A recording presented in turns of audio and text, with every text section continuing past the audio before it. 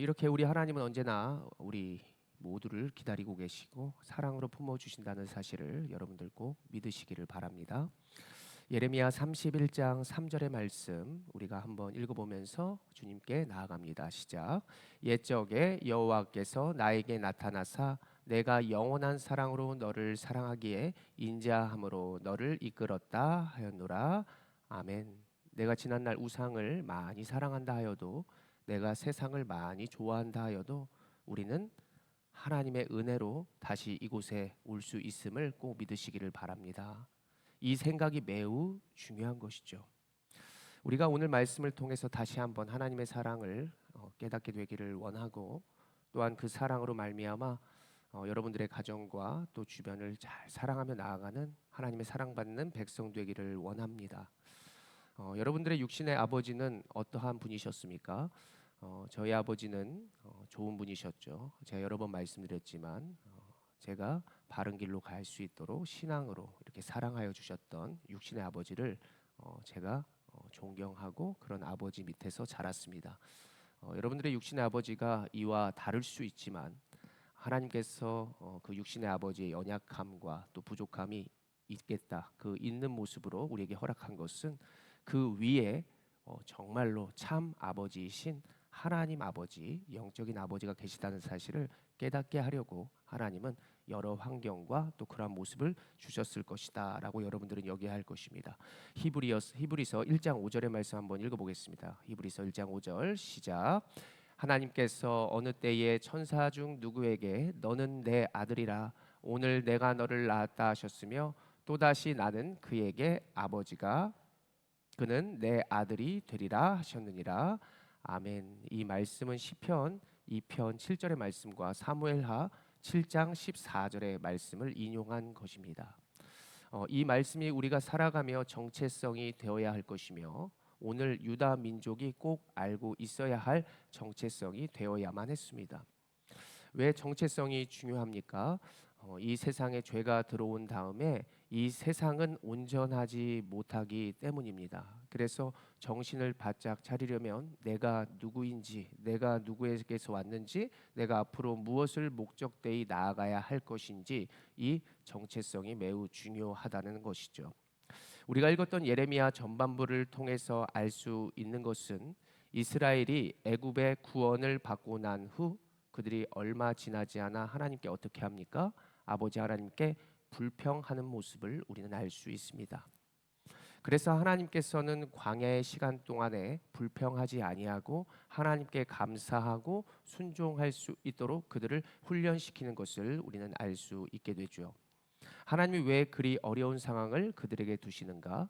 그들이 이제 곧 들어갈 가나안 땅에 우상들이 많이 있었고 그들의 민족에 포함되지 않도록 속해지지 않도록 하나님은 그들의 정체성과 그들을 신앙으로 훈련시켰던 것이죠.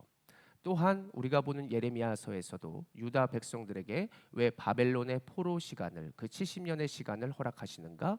바로 하나님께서 참 하나님으로서 하나님께 순종하고 하나님만을 의지해야만 한다라고 하는 것을 훈련시키시려고 하나님께서는 어려움의 시간을 두셨다라고 하는 것입니다. 여러분, 만약 두려움과 어려움이 닥쳐왔을 때, 누군가가 나를 뒤에서 놀래켰을 때 여러분들 어떻게 반응하십니까? 제가 만약 여러분들 뒤에서 와 하면은 뭐라 그러죠? 제가 조사한 바에 의하면 1위가 엄마입니다. 엄마야, 아빠야 이러진 않아요, 대부분. 근데 조금 이제 기도를 많이 하시는 분은 주님, 주여, 뭐 미국 사람들은 뭐 오마이 갓 이러죠. 근데 1위는 보통 엄마야라고 하는 것 같습니다. 여러분들 그 얘기를 들어보셨습니까? 그 누군가가 내 얘기를 많이 하면 귀가 간지럽다. 들어보셨어요? 그 미신인데요. 제가 그 미신 얘기를 들려드리자면 그리스 신화에 나오는 그 프리니라고 하는 신이 있었는데 그 신에게는 이제 수호 천사가 있었다고 해요. 그래서 누가 나를 험담하면 오른쪽 귀가 이렇게 간지럽다 이제 이런 얘기인데, 누가 그 신에게 험담을 하면 오른쪽 귀를 이렇게 만져주고 그리고 칭찬을 하면 왼쪽 귀를 이렇게 만져줬다 그래요. 그래서 귀가 간지럽다 이런 얘기가 지금까지 내려오고 있다고 하는 것입니다. 그것은 이제 미신이죠. 우리는 오직 예수님만 믿어야 할 줄로 믿습니다. 이렇게 엄마야 이렇게 부르는 대부분의 모습이 우리의 모습이고 세상을 찾는 모습이 우리의 모습이다라고 생각해 볼 수 있다는 것입니다. 어찌되었든지 간에 이렇게 광야의 시간은 바벨론의 시간은 이스라엘을 더 거룩하고 완전하게 하려고 하는 하나님의 뜻이었다라고 하는 것입니다. 오늘 우리가 보는 예레미야서에서도 70년 동안 바벨론 포로 생활 그 분명한 뜻을 우리는 알게 되는데 여러분들의 지금의 어려움의 상황 속에서도 여러분들 분명히 하나님의 이러한 뜻이 있다는 사실을 꼭 기억하시기를 바랍니다. 어떠한 하나님의 뜻이 있을까? 예레미야 29장 11절 읽겠습니다. 시작. 여호와의 말씀이니라 너희를 향한 나의 생각을 내가 아나니 평안이요 재앙이 아니니라 너희에게 미래와 희망을 주는 것이니라.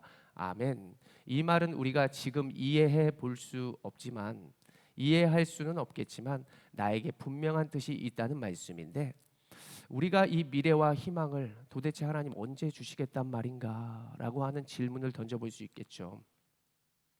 우리가 지금 하나님의 마음을 가장 잘 알 수 있는 한 가지 예로는 우리가 우리의 자녀들을 생각해 보는 것입니다.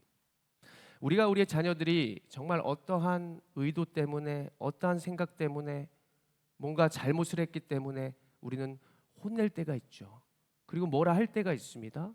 뭐 예전에는 뭐 지금도 은밀하게 하는지 모르겠지만 매를 댈 때가 있어요. 우리가 그렇게 조치했다고 칩시다. 왜 그렇게 했을까? 우리가 아버지로서 어머니로서 자녀에게 왜 그랬을까? 제가 몇 가지만 적어보았습니다. 5가지. 자녀들을 혼내는 이유. 첫 번째, 나의 말을 무시했다. 내 말을 거부했거나 내 말의 뜻에 따르지 않았다는 것이죠.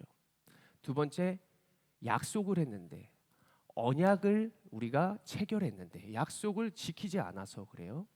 세 번째로는 나보다 다른 것을 중요시하는 것입니다. 나보다 다른 것을 사랑하고 나보다 다른 것을 우선시한다는 것입니다. 네 번째로는 자녀의 본분, 학생의 본분을 지키지 않기 때문이죠. 그리고 마지막으로는 서로의 관계가 이전 같지 않은 것이에요.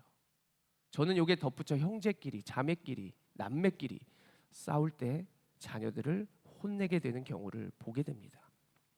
이렇게 우리가 자녀들에게 화도 내보고 용돈도 깎아보고 미디어도 금지시키고 그리고 친구도 못 만나게 한다는 것, 우리가 왜 그렇게까지 우리의 자녀들에게 하겠습니까?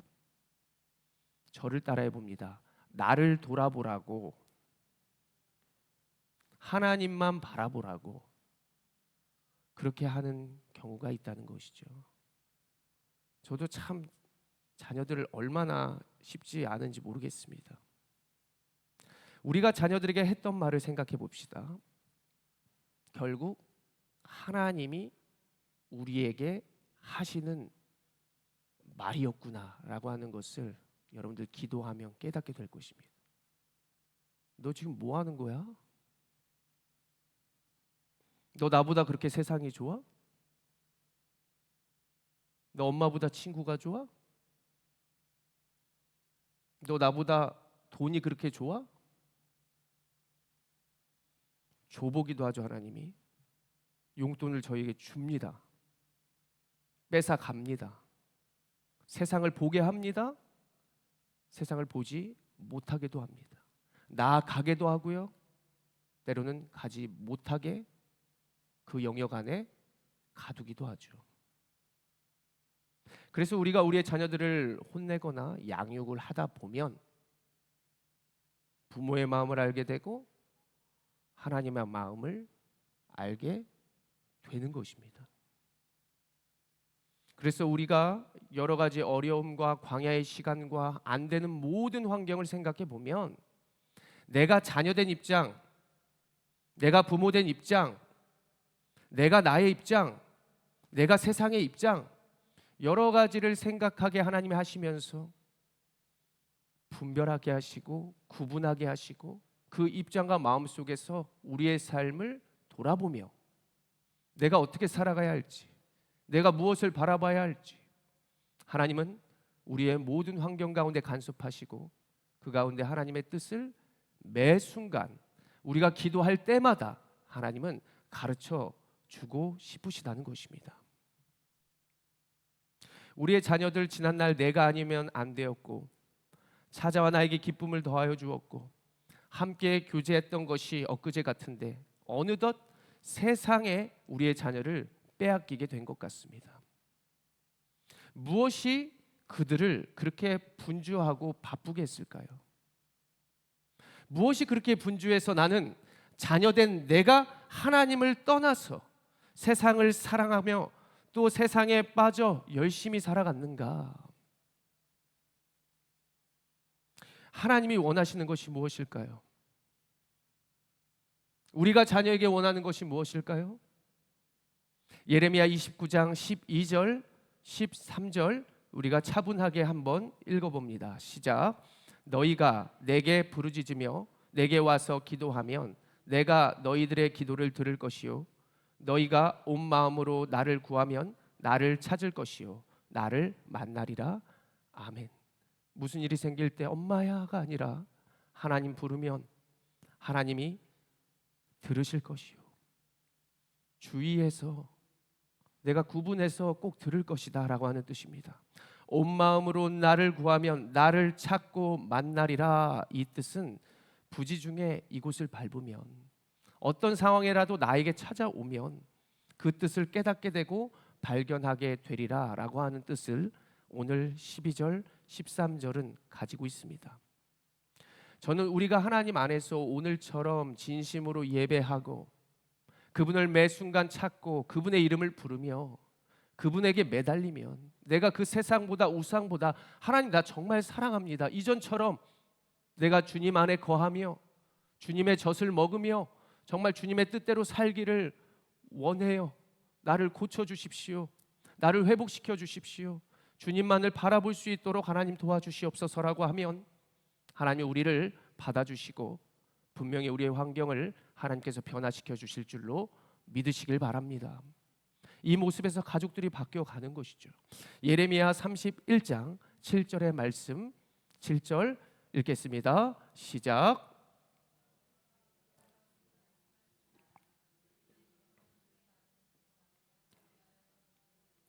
너희는 전파하며 찬양하며 말하라.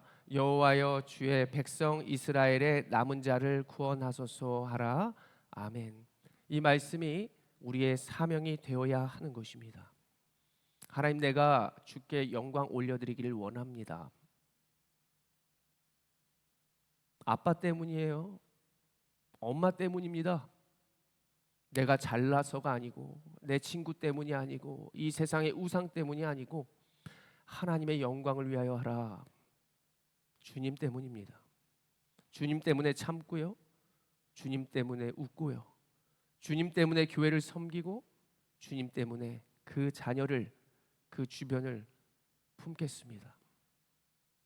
예배하고 찬양하며 주님의 사랑을 나타내겠습니다. 나의 자녀들 주님 때문에 주님의 마음으로 내가 가족들을 더 품겠습니다. 그들의 모습을 보면서 지난날의 나를 주님 앞에 나를 깨달으며 하나님께서 얼마나 탕자와 같은 나를 기다리시면서 외로웠을까. 그래서 저는 자녀들을 혼내고 나면 마음이 아플 때가 너무나 많습니다. 내가 뭘 그렇게 잘났다고 그들에게 매를 댔을까. 지난날의 나를 돌아보면 나도 그렇게 잘난 것이 없다는 것을 깨닫게 되더라는 것입니다. 바벨론의 70년의 생활, 광야의 40년의 기간, 우리는 그 기간보다 오래 걸리지 않을 것이라고 저는 확신합니다. 아마 광야의 40년을 앞으로부터 저는 산다면 제가 벌써 90세가 다 되는 노인이 될 것이거든요. 제가 모태신앙이지만 제대로 하나님을 만나고 예배했던 그것을 내가 돌아보자면 저는 30살이 다 되어서 어떤 상황에도 예배할 줄 알았던 것 같습니다. 예배해야 되는데 내가 하나님 다시 한번 그 마음을 깨달아야 하는데 그래야 이 세상 감당할 수 있는데 이것을 분명히 알고 신앙생활 한 것이 모태신앙이니까 30년 가까이 걸렸다는 거예요. 지금 여러분들의 모습과 환경은 어떻습니까? 재정의 문제가 몇십 년을 하나님의 광야의 기간을 걷게 하나요? 또한 나의 자녀들 40년 광야 지나고 있나요?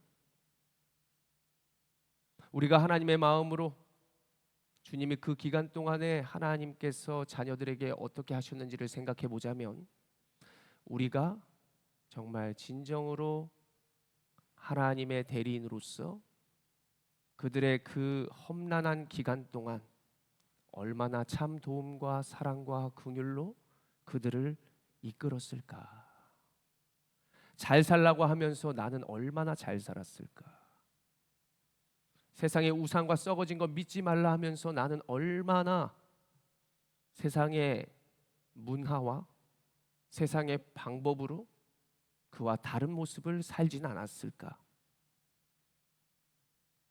아이들에게 게임하지 말아라. 그런 친구 만나지 말아라. 이상한 거 보지 말아라. 여러 가지 말하면서 우리가 하는 게 뭐예요? 우리가 보여주는 게 뭡니까? 우리가 핸드폰 보고 우리가 세상에 이상한 친구들 만나고 그거 다 돈 벌려고 하는 거야. 나도 좀 쉬어야 되는 거야. 나도 좀 웃고 싶어서 그런 거야 하는 것이 우리의 변명 아닙니까? 얼마나 말씀을 보고 얼마나 하나님을 찾으며 얼마나 기도하기에 우리는 우리의 자녀에게 그렇게 말하고 모범이라고 한답시고 정말 가리우고 있는가?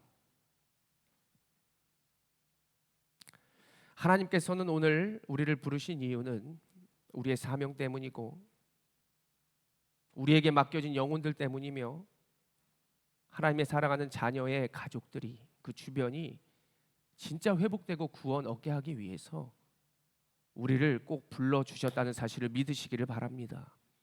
하나님의 계획과 비전이 무엇인가요? 예레미야 31장 8절의 말씀인데요. 같이 차분하게 읽어봅니다. 시작.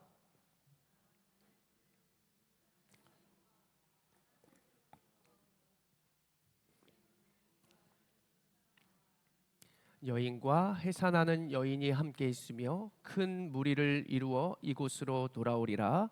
아멘. 북쪽 땅은 바벨론이죠. 인도하여 모으신다. 누구를요?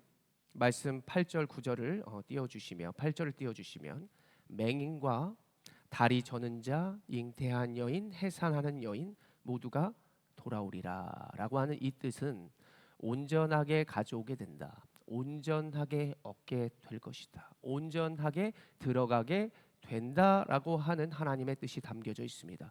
또한 9절을 한번 보실까요? 31장 9절을 보시면 그들이 울며 돌아오리니 이 우는 것은 슬픔의 눈물이 아니에요. 기쁨의 눈물입니다. 아, 하나님께서 온전하게 나를 회복시키시는구나. 하나님께서 온전하게 우리의 자녀를 붙들어 주시는구나. 내가 하나님의 뜻에 하나님의 마음에 합하여 내가 그 기간 동안에 순종하며 하나님의 말씀에 청종하면서 그들을 감당하였더니 그들이 인도함을 받고 나의 기도를 통하여 그들이 넘어지지 아니하고 물 있는 계곡 그리고 고든 길로 나아가는 이러한 모습, 그들의 아버지가 되어주시는 하나님을 발견하게 되는구나. 우리가 하나님 그분의 자녀인 사실을 여러분들 믿으십니까? 여러분들 이것을 잊지 말아야 합니다.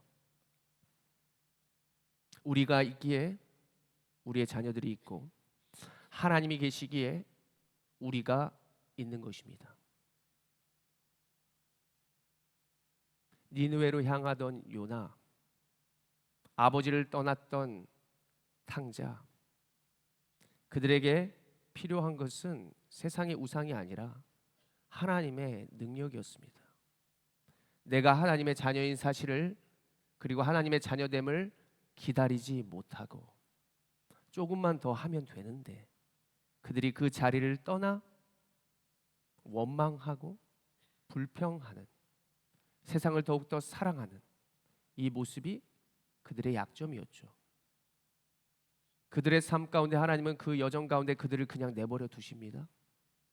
그러면서 계속해서 그 자녀를 기다리시고 주의하면서 그 주변에 계속 함께 하시죠. 언제든지 넘어지면 내가 너의 아버지라는 사실을, 언제든지 힘들면 나의 손을 붙들 수 있는 그 모습으로 계속해서 감찰하시며 사랑의 마음으로 함께하고 계시더라. 우리가 오늘 그 마음을 가지고 우리의 가정과 주의 교회와 이 세상 가운데 나아가기를 간절히 소망합니다. 그 마음이 없으면 어떻게 우리가 우리의 가정을 감당할 수 있겠어요? 매 순간 화가 나죠. 말을 안 들을 때 우리가 호통치고 세상의 방법으로 그들에게 막 무력으로 나가는 게 아니라, 저는 때로는 너무나 미우면 그냥 자녀를 안아요. 그냥 꽉 안고 잠시 기도합니다. 그냥 이 진심의 마음은 통하리라.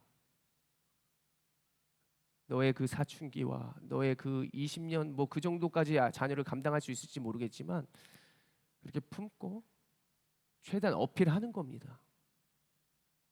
하나님이 우리에게 잠시 어떤 평강과 예배 중에 기쁨을 주시는 것처럼 이게 예배야.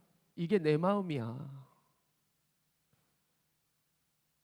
제가 우리 교회의 6개월을 돌아보니까 정말 여러 모습의 사람들이 스쳐 지나갔고 오고 계시고 만만한 분들이 오지 않습니다. 절대로. 보통 사람들이 아닙니다. 주님의 사랑 아니면, 깨어있지 않으면 우리 교회 감당할 수 없습니다.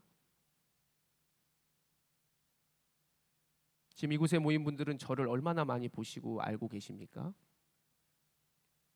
주님의 사랑 아니면 떠나고 싶다, 답답하다, 여러 기질과 모습, 우리의 자녀, 우리 스스로도 때로는 너무나 꼴보기 싫은데 주님의 사랑, 주님의 마음, 그 아버지의 긍휼함이 없으면 교회도 끝까지 감당할 수 없고 가정도 끝까지 감당할 수 없고 이 교역자 모든 영혼들까지라도 감당할 수 없음을 여러분들 알게 될 것입니다. 매 주일마다 긴장됩니다. 누가 나의 모습과 말투 때문에, 누군가가 이 떨어져 있는 먼지 하나 때문에 시험에 들지는 않을까.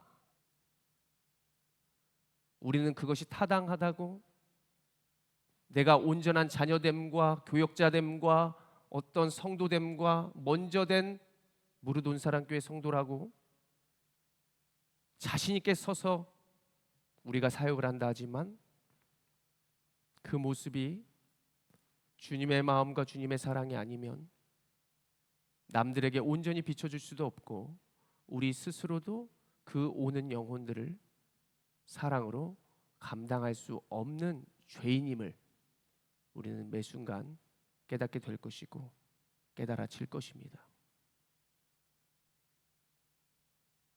우리가 주님의 십자가, 이스라엘의 광야의 40년, 바벨론의 70년의 생활, 저는 꼭 필요하기 때문에 하나님께서 지금 매일 성경으로 예레미야서를 묵상하게 하시고, 그리고 우리 교회에 하나님이 아버지의 그 마음과 사랑을 말씀해 주시면서 내가 다시 너희들과 시작하고 싶다는 새 언약, 너희가 그 언약 가운데 나와 손을 잡는다면 너희는 새 언약의 백성들이 될 것이며 너희들과 너희의 가정과 너희의 자녀들, 너희의 모든 백성들이 다시 회복되리라, 돌아오게 되리라 라고 하는 메시지를 저와 여러분들에게 주시고 계시다는 사실을 여러분들 꼭 잊지 마시기를 바랍니다.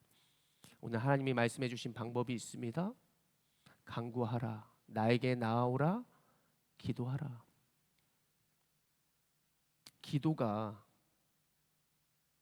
중언부언하는 게 아니잖아요. 우리가 부모를 만나러 가서 이것도 주고 저것도 주고 저것도 주고 나 혼자 있었던 일만 우르르르 얘기하고 돌아오는 거 아니잖아요. 기도는 곧 교제이며 기도는 만남입니다. 누구를 만나고 돌아온다?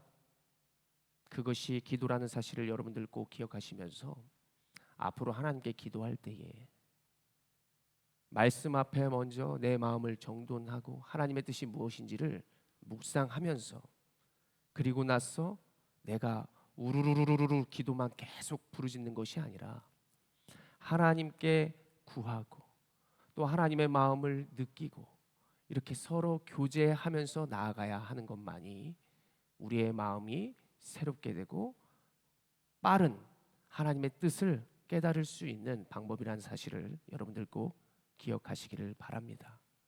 우리의 지금까지의 세상의 모습을 다 내려놓고 하나님은 하나님의 손을 붙들고 자녀된 우리들을 붙잡고 나아가길 원하십니다. 여러분들도 여러분들의 환경이 회복되고 붙잡고 승리하기를 원하시죠. 그렇다면 나 먼저 하나님의 진정한 자녀답게 주님의 말씀 무릎 꿇고 잘 듣고 하나님이 주시는 그 손을 우리가 잘 붙잡고 한 걸음씩 나아가게 된다면 그 모든 하나님이 준비하신 기간을 여러분들 담대히 걸으실 수 있을 것이고, 그리고 그 가운데 하나님의 뜻을 깨달은 것은 물론이요, 지난날 깨어졌던 그분과 나와의 관계가 더 돈독해지고 그 돈독함으로 말미암아 우리의 가정, 우리의 교회 주변을 여러분들 잘 감당할 수 있게 될 것을 믿고 확신합니다. 기도하겠습니다.